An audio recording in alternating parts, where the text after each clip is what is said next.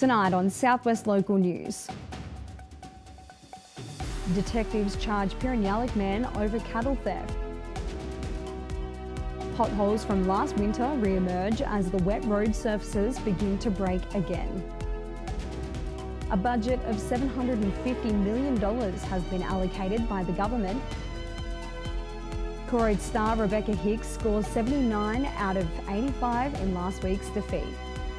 Live from Silver Ball Studios in Warrnambool, this is Southwest Local News with Sharna Rogers. Good evening and welcome to Southwest Local News. Colac Crime Investigation Unit detectives have charged a man following the alleged theft of cattle in Pirinyalik in February.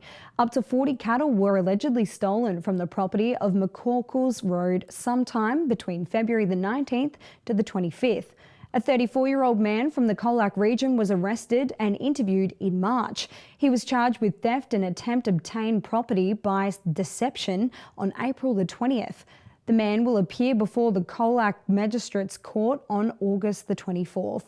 The cows are safe and will be returned to their owner.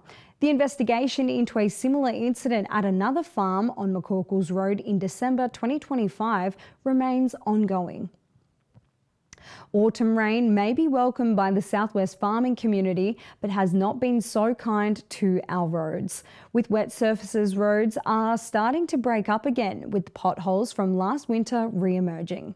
With the 2026 winter on the way, the conditions of southwest roads are predicted to get progressively worse. Member for Southwest Coast Roma Britnell said the government needed to act now. Well, the government have the May budget coming up on the 5th of May. And let's hope this year we see the amount of money needed injected into regional roads. We've seen over the last few years the budget comes out and the government claim they're putting record money into the roads, but they won't highlight where. So we all suspect that it's going into Melbourne tunnels and Melbourne roads and not going anywhere near the regions. And you just have to look at the roads to see that is probably quite correct. So this year, let's hope the government actually stop the secrecy and the smoke and mirrors of putting different columns in place to make it harder to understand where the road funding is actually being spent, and we get regional roads addressed. But given the government keep acknowledging in the parliament that they're doing a great job and that the roads are fine, I strongly suspect we'll have more of the same smoke and mirrors and secrecy, and we won't be getting the roads addressed as we need to see them done. The Warrnambool to Melbourne V-Line service has missed out on a state government cash splash on trains. Premier Jacinta Allen has announced the government will allocate over $750 million to trains in its 2026-2027 budget. This includes $673.6 million on 25 Extropolis 2.0 trains and $77.5 million on extra train services across Melbourne and Northern Victoria. Minister for Transport Gabrielle Williams said the new trains were bigger and more comfortable. Many users of the Warrnambool line are calling for the government to add more carriages than the 3 currently available, with overcrowding a regular issue. Lovers of all things KFC in Warrnambool will have to head east to satisfy their hunger. The KFC Central store in Warrnambool has closed down for extensive renovations. It is expected to be closed until June, with the renovations to include an expansion of the restaurant space. The closure will mean that KFC lovers will have to make the trip to East Warrnambool store. This store, located near Gateway, opened in June last year. The Victorian opposition has promised to get hard on vandalism to war memorials. The announcement comes ahead of Anzac Day services across Southwest this Saturday.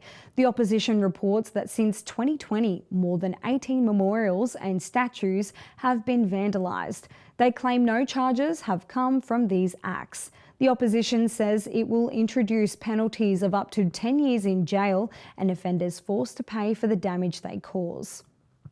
Port Fairy and Koroyd residents can have their say on the setting of speed limits in the towns. Moyne Shire Council has won funding through the Transport Accident Commission to reduce the speed to 40 kilometres in certain streets. Moyne Shire Council has won funding through the Transport Accident Commission to reduce the speed to 40 kilometres per hour in certain streets. The streets proposed have a high volume of not only vehicles but walkers and bike riders. A survey at the council website allows residents to have their say on the changes. Some of the more prominent roads on the list for a speed change include Sackville and Bank Streets in Port Fairy and parts of High Street in Koroit. Port Fairy Griffith Island is closed to the public on Thursday evening from 5 p.m. The closure will allow professional contractors on site to shoot foxes. Safety officers will be on site and Victoria Police have been informed. The island will reopen on Friday morning. The foxes are a danger to the short-tailed shearwater birds on the island.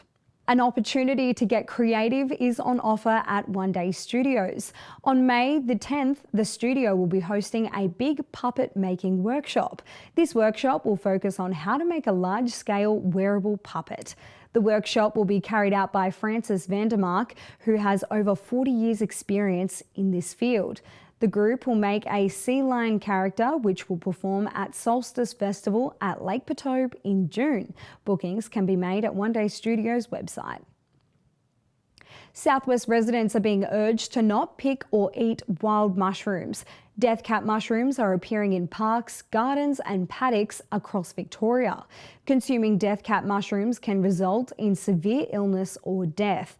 Experts are recommending purchasing mushrooms from supermarkets or greengrocers and not picking them yourself. Cooking, peeling, drying death cap mushrooms does not remove or inactivate the poison from them. Southwest residents that find mushrooms in their home gardens are being urged to remove them, wearing gloves while doing so. The supplies at the Australian Red Cross Lifeblood are set to climb thanks to changes in donation eligibility rules. From Monday, all donors will be asked the same sexual activity questions in the pre-donation questionnaire, regardless of sexual preference. These include changes mean gay and bisexual men and transgender people in long-term monogamous relationships can donate blood and platelets. Previous donor rules prevented many people from the LGBTQIA+ community from donating blood or platelets if they had sex within the past 3 months. It's expected up to 20,000 extra donations of blood will be made each year as part of this change.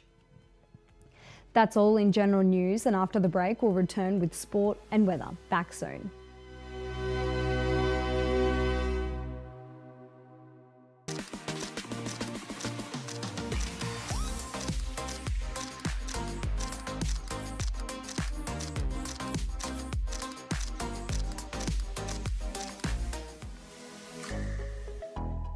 George Taylor Stores. 3 stores, an astonishing range of products. Clothing, accessories, beanies, gloves, hats and belts. Brands like Bisley, Yakka and Ridgeline. Plus the largest range of boots and gumboots in the region. George Taylor Stores. G'day, Jeff Cook here at the Tyre Factory Warrnambool. We're more than just tyres. Our team not only specialise in helping you with your tyre needs, but other mechanical needs as well. The Tyre Factory Warrnambool has all the leading brands of tyres, including Hankook, Maxxis and VFG. Plus we also offer a number of wheel packages and wheel alignments. Get in touch with us at the Tyre Factory Warrnambool for your mechanical needs. We are more than just tyres at the Tyre Factory Warrnambool, Raglan Parade. Hi, it's Rob from the Vet Group. Heifers are the future of a dairy herd, and the Vet Group is here to help your heifers meet their potential, whether that's by monitoring worm egg counts or mineral levels, or designing a vaccination calendar to help prevent infectious disease. Our techs and vets can make things easier for you on farm by weighing heifers, assisting in synchrony programs, and teat sealing heifers to prevent mastitis at calving. The Vet Group, making herd care easy. Tonight's sport is proudly brought to you by Nutrient Ag Solutions, Warrnambool and Timboon. Getting the most out of your farm. Contact the team today. Welcome back, and first making news in sport. The Dennington Football Netball Club is holding a meeting tonight to discuss its immediate future. Dennington has had a tough start to 2026 Warrnambool and District season, with its senior football team losing to Old Collegians in round 1 by 189 points, and then to Allensford in 316 points. The club also forfeited its reserves game against Allensford due to its lack of players. On the netball court, things have also been tough with the Dogs' A-grade team struggling. They lost by 91 goals in round 1 and then 114 in round 2, scoring just 1 goal. The story is not as dire in the lower grades of football and netball, with the Dogs the under-15s football reigning premiers. Timboon Demons are still looking for their first A-grade netball win for season 2026. On Saturday, the Demons lost to Panmure just by 4 goals. The Bulldogs led by 6 goals at quarter time and the Demons couldn't track it down. The biggest win of the day was to Allenford, who defeated Dennington 115-1. Allenford Abby Day and Lily Sanderson had days out with 56 and 49 goals respectively. Timboon Demons are still looking for their first A-grade netball win for season 2026. Great game. A lot of changes. Was there any meaning behind all the changes for today? I think last week we went into the game. We did a lot of changes last week. Obviously, it's a very new team, all playing together this year. So I think our changes in this game was fresh legs, working on what we've done at training, and really utilising that sub rule. And I think it paid off for us today. We were all buggered in the end, but I think being able to utilise that sub rule has paid off today and got the win. So I think our trainings are definitely coming into action now. It's hard we're only round 2 and we've had a pretty new team. So I think today is a big reward for us girls after last week's loss. So. Yeah, and there is a lot of new faces in the A grade team this year, and also having a lot of versatility through it. Like, there's definitely a lot of players that can play in a lot of different positions. Do you reckon that has been a handy thing for Panmure? Yeah, I definitely think this year, like last year, we were all kind of playing 4 quarters, running it out. We didn't have a lot of room for change. So this year, having so many people that can play the same positions definitely has helped this year. And I think, new faces like Sienna's come up from juniors. She has played seniors for the last few years, but she came on today and absolutely killed it, and you wouldn't know she's under 18. So, yeah, very proud of her, and seeing her come up now from juniors to a senior player, she fits in so well, and yeah. Star Croy goal shooter Rebecca Hicks continues to dominate in her first season of Hampton League netball. On Saturday, Hicks shot 79 of Croyd's 85 goals as the Saints defeated North Warrnambool Eagles by 48 goals. This came after an opening round haul of 93 goals. Her form has helped the Saints rebound strongly with wins the last 2 weeks after a heavy loss to South Warrnambool on Good Friday. Warrnambool's Angus Ewing has won the Under-18s boys discus at the 2026 Australian Athletics National Championships. Ewing threw 3 consecutive personal bests throughout the competition with a third round throw of 57.65 metres, securing the title. The result earns Ewing selection in the Australian team for the Oceania Athletics Championships to be held in Darwin from May the 18th to the 23rd. Ewing had managed a disrupted build-up to the event before delivering the championship-winning performance. He is also set to compete in the under-20 discus on Sunday. 18-year-old William Sapsteed's racing weekend came to an early end after a multi-car incident at Calder Park. Sapsteed showed strong form in race 1, finishing 4th in his class among a 30-car field. But race 2 was over almost before it began. A fellow competitor lost control just 50 metres from the starting line, taking out Sapsteed and 7 other cars. The young driver is now focused on repairs, with his sights set on the return to the track in Adelaide come June. That's all in sport and over the state. As southwest cloud coverage is shifting over with 30-kilometre winds, and after the break we'll go through the rest of the forecast. Back soon.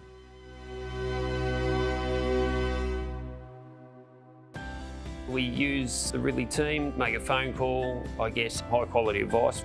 We tend to have 6 weekly visits from the team where we do a full farm walk and herd health check. They check in on production and the feeding rate. It's something I don't have to worry too much about because I'm always comfortable that they will have it under control. The feed that comes out of Ridley's fully confident every day of the year that it's high quality grain or pellets.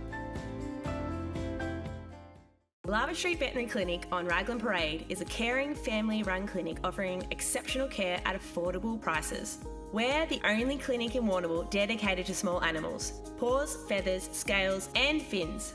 For over 40 years, our family tradition has been our commitment to your pet's wellbeing. With a purpose-built facility and the latest technology, we provide gold standard care. From community desexing days to special offers each month, experience the difference at Lava Street Veterinary Clinic. At ASAP Local Plumbing, we know that when it comes to your home or business, you need a team that gets the job done right the first time. From expert hot water system installations to full septic tank and drainage solutions, we handle the heavy lifting so you don't have to. We're your go-to, trusted professionals for water quality and filtration.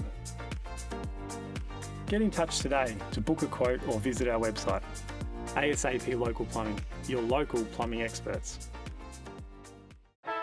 Through the race and out onto the arena, here is the toss. Tom gets the first possession, quick pass to Brett, drops the sitter, play on down the corridor, a cracking effort by Sam. Down the line to Tim with a sizzler, a turnover from Michael, Rachel gets it back, a chip kick to Charlotte, shakes off a tackle, back down the line to Sam, stacks on the mill, but he gets it out to Brett, he spins and bags a goal. Kerman's Hamburgers for the win, a fan favourite since '49.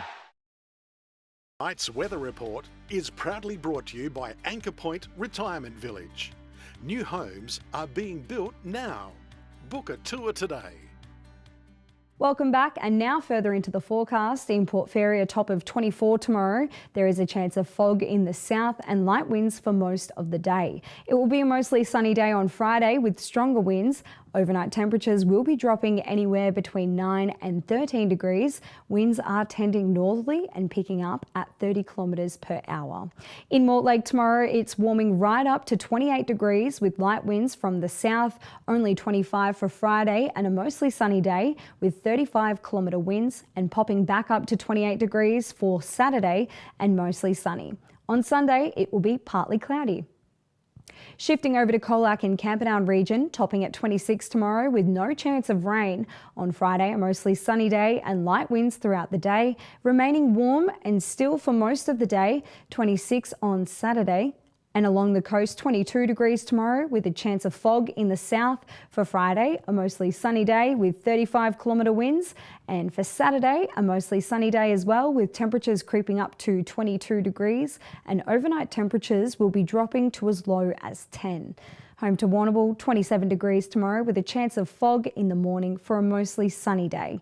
Mostly sunny again on Friday with northerly winds. They'll be picking up to 30 kilometres per hour and topping at 26 on Saturday with northwesterly winds. That's it from your Southwest Local News team, and thank you for tuning in, whether that be online, on podcast or on 3-Way FM. If you missed any of the bulletin, you can watch it back on demand at southwestlocalnews.com.au. Until Friday, with peace, good night.